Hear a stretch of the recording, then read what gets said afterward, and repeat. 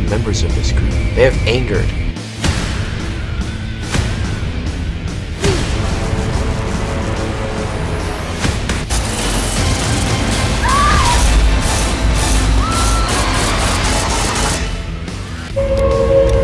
And we have no ever-loving idea what's going on. Something must have made. It's been vampires, bloodsuckies, Nosferatu.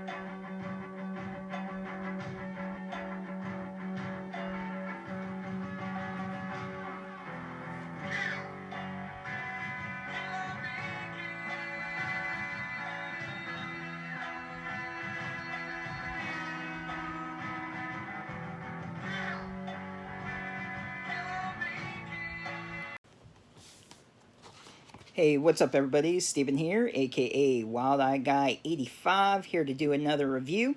Now, I couldn't find any trailer for this on YouTube or anything on Internet Movie Database, so that's why I showed the trailer from the DVD and the end credits. And the movie that I am reviewing is Berserkers, which is also apparently known as Meltdown originally. So I guess when Wild Eye picked it up, they changed the name. And I'd like to thank Rob and everyone over at Wild Eye for sending me this copy to review for you guys. I'll go ahead and read the back. They're totally dead and seriously pissed off. Four friends must fight for their lives when everyone in their hometown is turned into bloodthirsty maniacs, only to find themselves escaping to a post-apocalyptic wasteland as a virus slowly engulfs the world. And there's the back for you. Sorry for the reflection.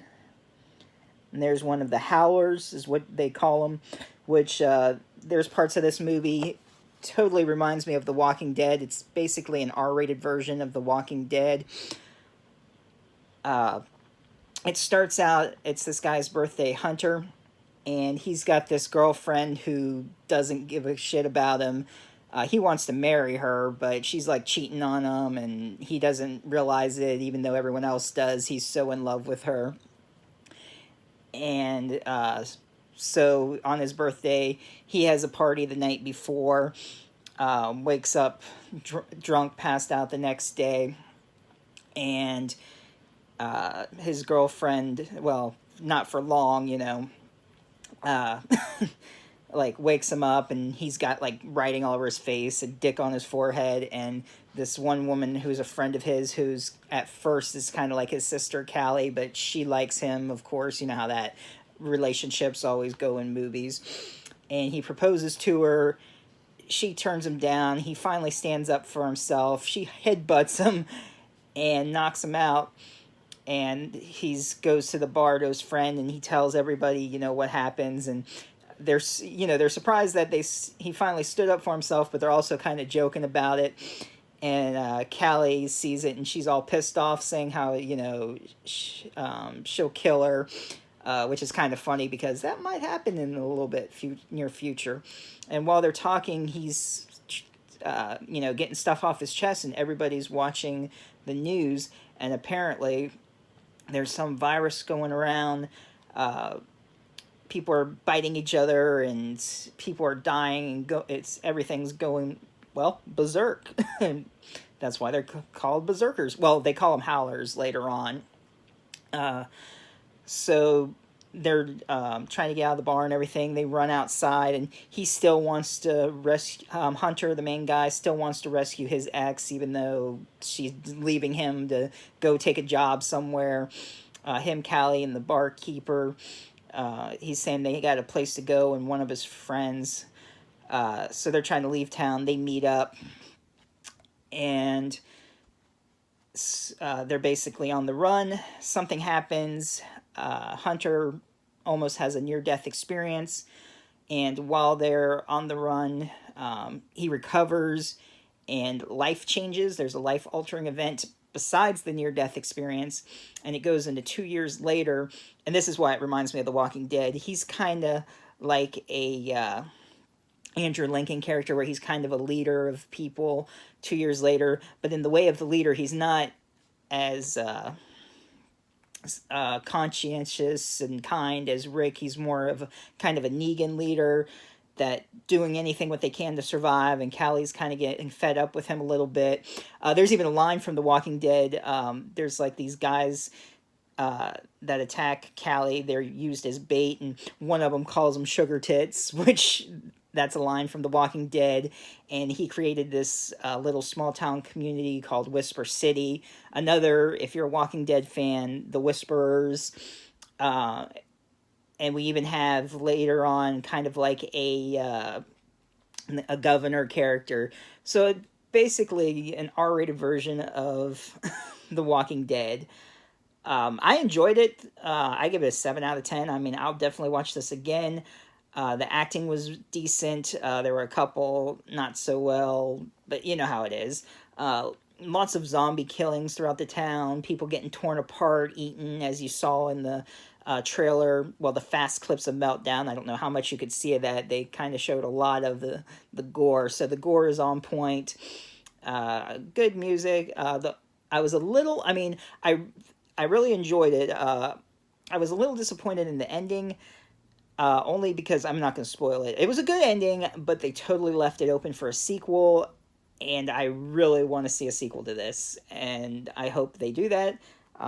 It looks like Wild Eye picked it up in 2014, so I don't know if there are plans on it or not.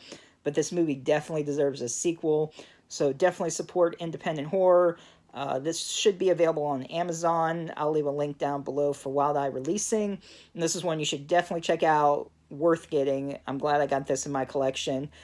And I'll probably be watching it again after I do some other ones. I just got a lot of reviews to do, but this is definitely one I'll revisit. If you've seen it, leave a comment down below. Let me know what you think.